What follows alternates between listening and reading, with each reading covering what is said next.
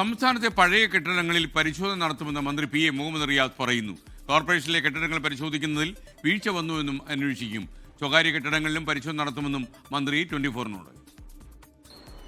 നിലവിൽ കോഴിക്കോട് നഗരത്തിൽ കെട്ടിടങ്ങളുടെ സ്ട്രക്ചറൽ സ്റ്റെബിലിറ്റി ഗൗരവമായി കോർപ്പറേഷൻ പരിശോധിക്കേണ്ടതുണ്ട്. അത് മേയറോട് സംസാരിച്ചിട്ടുണ്ട്. മേയർ അതിൻ്റെ പ്രവർത്തനം ആരംഭിച്ചു എന്നാണ് അദ്ദേഹം പറഞ്ഞിട്ടുള്ളത്.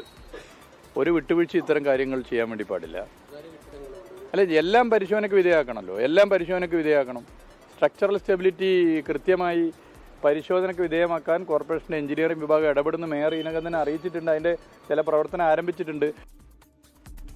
ദീപക് തർമ്മടം കോഴിക്കോട് നിന്ന് ചേരുന്നു. ദീപക്, ഗുഡ് മോർണിംഗ്, പറയൂ. Very good morning S K. ദാരുണമായ സംഭവമായിരുന്നു കോഴിക്കോട് വലിയങ്ങാടിയിൽ നടന്നത്. കെട്ടിടത്തിൻ്റെ ബലക്ഷയം കാരണമാണ് നാടുനടുക്കിയ ഒരു മരണമുണ്ടായത്. അതിൻ്റെ അടിസ്ഥാനത്തിലാണ് ഇന്ന് പൊതുമരാമത്ത് മന്ത്രി മുഹമ്മദ് റിയാസ് സംഭവസ്ഥലം സന്ദർശിച്ചു. അതിനുശേഷം മാധ്യമങ്ങളോട് സംസാരിക്കുമ്പോൾ അദ്ദേഹം പറഞ്ഞത് കർശന നടപടിയിലേക്ക് കടക്കും.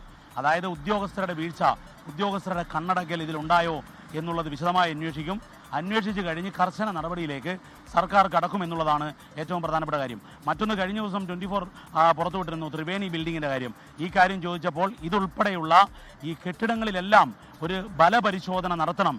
അത് ഈ എഞ്ചിനീയറിംഗ് വിഭാഗത്തിന് അത്തരത്തിലൊരു നിർദ്ദേശം നൽകും. സംസ്ഥാനത്തുടനീളമുള്ള കെട്ടിടങ്ങൾ അതുപോലെ തന്നെ സർക്കാരിൻ്റെയും അതുപോലെ തദ്ദേശ സ്വയംഭരണ സ്ഥാപനങ്ങളുടെയും ഉടമസ്ഥതയിലുള്ള കെട്ടിടങ്ങളിൽ സുരക്ഷാ പരിശോധന, ബലപരിശോധന നടത്തും. സ്ട്രക്ചറൽ എഞ്ചിനീയറിംഗ് പരിശോധന നടത്തും.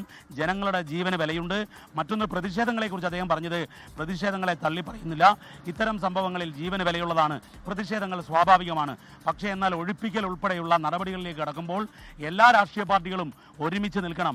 ഒരു അപകടത്തിലായ കെട്ടിടത്തിൽ നിന്നും ആളെ ഒഴിപ്പിക്കുമ്പോൾ മറ്റൊരു രാഷ്ട്രീയം കാണിക്കരുത് എന്നുകൂടിയാണ് മുഹമ്മദ് റിയാസ് ഇന്ന് മാധ്യമങ്ങളോട് പറഞ്ഞത്.